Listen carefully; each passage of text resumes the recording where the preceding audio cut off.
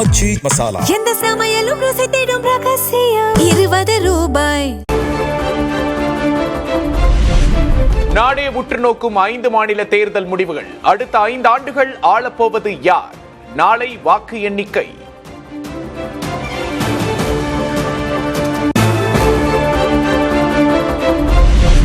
வாக்கு எண்ணிக்கைக்கான இறுதிக்கட்ட ஏற்பாடுகளில் தேர்தல் ஆணையம். தமிழகத்தில் உள்ள 62 வாக்கு எண்ணும் மையங்களிலும் பலத்த பாதுகாப்பு.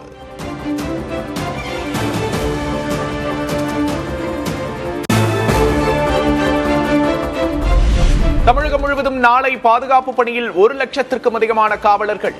வாக்கு எண்ணும் மையங்களில் ராணுவத்தினருடன் 18,000 காவலர்கள் குவிப்பு.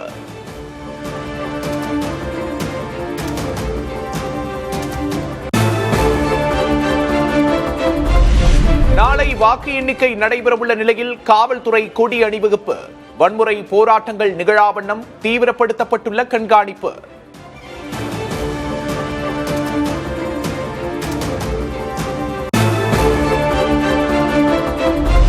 மீண்டும் வென்று ஆட்சியை தக்க வைக்குமா திமுக? நாளை வெளியாகிறது மக்களின் தீர்ப்பு.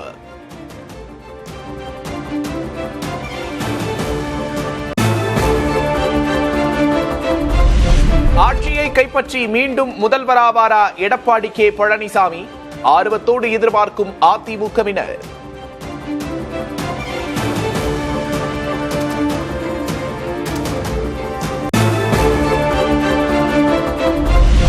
தொடர்ந்து தனித்தே போட்டியிடும் நாதாகாவிற்கு இந்த முறை வாய்ப்பு கிட்டுமா? சட்டமன்றத்தில் ஒலிக்குமா சீமானின் குரல்?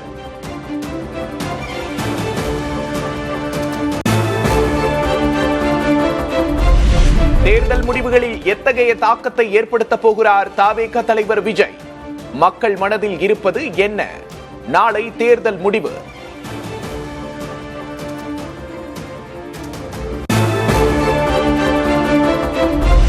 புதுச்சேரியின் 30 தொகுதிகளில் மக்கள் எழுதிய தீர்ப்பு என்ன? 4 பிராந்தியங்களிலும் பலத்த பாதுகாப்புடன் ஏற்பாடு.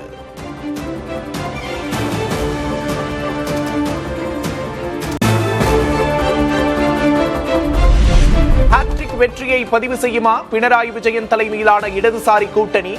கேரளாவில் பாஜக காங்கிரசின் கணக்குகள் கை கொடுக்குமா?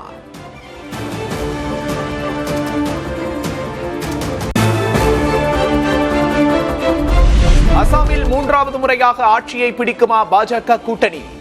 கருத்து கணிப்புகளை பொய்யாக்கி மீண்டும் அரியணை ஏறுமா காங்கிரஸ்?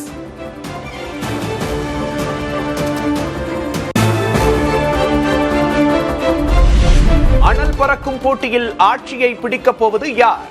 திரிணாமுல் பாஜக இடையே மோதலில் அதிகாரத்தை கைப்பற்றப் போவது யார்?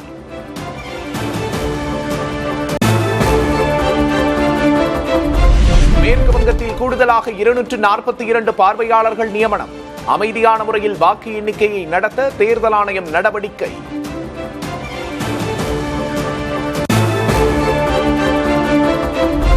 மேற்கு வங்கத்தின் பால்டா தொகுதியில் மே 21 மறு தேர்தல். வன்முறைகள், வாக்குச்சாவடிகள் கைப்பற்றப்பட்டதாக புகார் எழுந்ததால் தேர்தல் ஆணையம் உத்தரவு.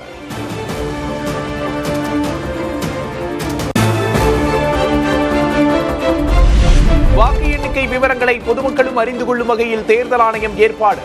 இணையதளம், மொபைல் செயலி மூலம் விவரங்களை அப்டேட் செய்ய நடவடிக்கை.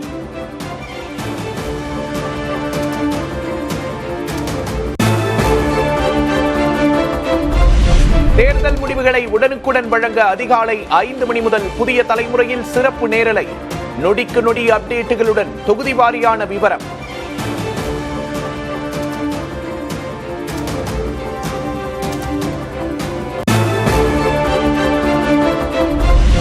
வாக்கு எண்ணிக்கையின் போது சட்டம் ஒழுங்கு பிரச்சனை ஏற்படலாம் என திமுக அச்சம். உரிய முன்னெச்சரிக்கை நடவடிக்கை எடுக்க வலியுறுத்தி தேர்தல் ஆணையத்திற்கு RS பாரதி கடிதம்.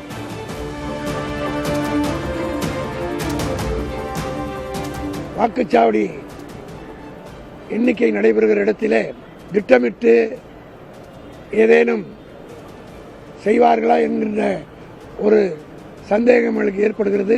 தேர்தல் ஆணையத்தை நாங்கள் கேட்டுக்கொள்வதெல்லாம் எந்த புகார் வந்தாலும் உடனடியாக நடவடிக்கை எடுத்தாக வேண்டும். வாக்கு எண்ணிக்கை மையத்தில் திமுக ஐடி விங் நிர்வாகிகள் நுழைய அனுமதி வழங்கப்பட்டிருப்பதாக அதிமுக குற்றச்சாட்டு. விதிகளை மீறி அடையாள அட்டை வழங்கப்பட்டிருப்பதாக தலைமை தேர்தல் அதிகாரியிடம் இன்பதுரை எம்பி புகார் மனு.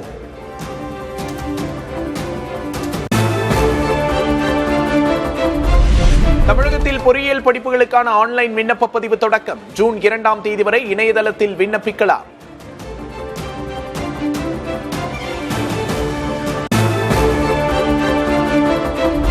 வணிக சிலிண்டர் விலை உயர்வை கண்டித்து சென்னையில் இந்திய கம்யூனிஸ்ட் கட்சியினர் ஆர்ப்பாட்டம்.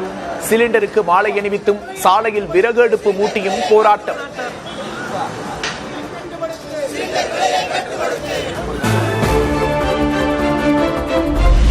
வணிக எரிவாயு விலை உயர்வு, ரயில்வே பணியிட குறைப்பை கண்டித்து மே 7ஆம் தேதி தமிழகம் தழுவிய போராட்டம். விடுதலை சிறுத்தைகள் மற்றும் இடதுசாரி இயக்கங்கள் கூட்டாக அறிவிப்பு.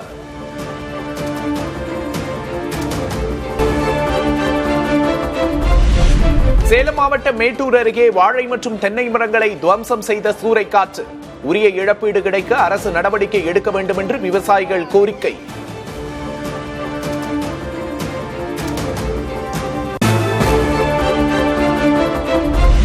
பெரம்பலூர் மாவட்டம் வேப்பந்தட்டை பகுதியில் பலத்த காற்று காரணமாக பயிர்கள் பாதிப்பு. மக்காச்சோளம் மற்றும் வாழை மரங்கள் சேதமடைந்ததால் விவசாயிகள் வேதனை.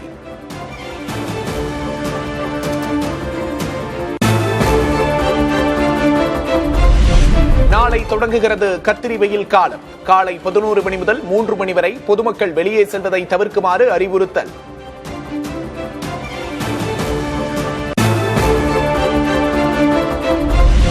கத்திரி வெயில் காலகட்டத்தில் வெப்பச்சலன மழை தீவிரமடைய வாய்ப்பு. சுயாதீன வானிலை ஆய்வாளர் ஹேமச்சந்தர் கணிப்பு.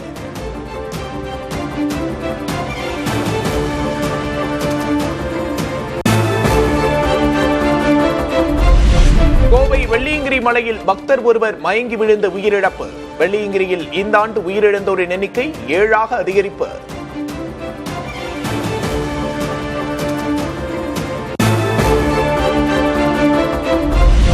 சென்னை வந்த ஏர் அரேபியா விமானத்தின் அவசர கால கதவை திறந்து குதித்த பயணி. ஓடுதளத்தில் ஓடிய பயணியால் விமான சேவைகள் பாதிப்பு.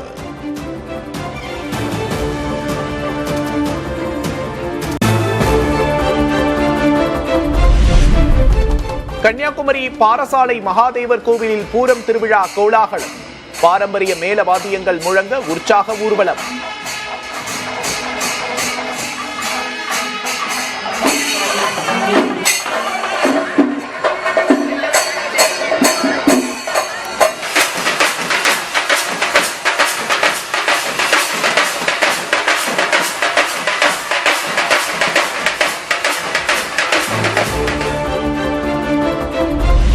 பெரம்பலூர் அருகே புனித தோமையார் தேவாலயத்தில் 81வது ஆண்டு திருவிழா. மதபேதமின்றி தேர் பவனியில் பங்கேற்ற அன்னமங்கலம் மக்கள். உத்தரப்பிரதேசத்தில் தண்ணீர் தொட்டியின் மீது சிக்கி தவித்த குழந்தைகள் ஹெலிகாப்டர் மூலம் மீட்பு.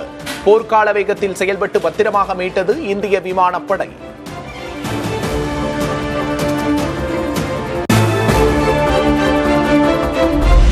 அந்தமான் நிக்கோபார் தீவுகளில் கடலுக்கடியில் தேசிய கொடியை ஏற்றிய கடற்படையினர். உலகிலேயே நீருக்கடியில் ஏற்றப்பட்ட மிகப்பெரிய தேசிய கொடி என்ற கின்னஸ் சாதனை.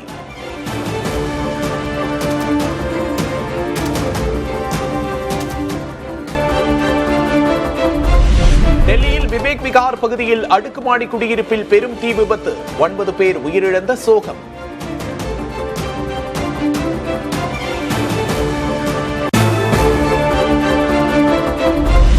டெல்லியில் அடுக்குமாடி குடியிருப்பில் ஏற்பட்ட தீ விபத்துக்கு ஏசி வெடிப்பு காரணமா? காவல் மற்றும் தீயணைப்புத் துறையினர் விசாரணை.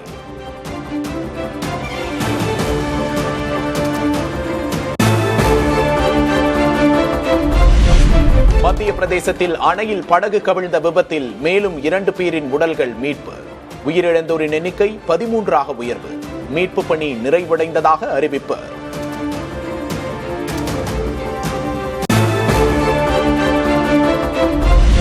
ஈரானின் சமீபத்திய முன்மொழிவை மீண்டும் பரிசீலிக்க அமெரிக்க அதிபர் டொனால்டு டிரம்ப் முடிவு. முன்மொழிவை ஏற்றுக்கொள்ள முடியவில்லை என்று ட்ரூத் வலைதளத்தில் டிரம்ப் பதிவு. எந்த சமையலும் ருசி தேடும் ரகசியம் 20 ரூபாய்.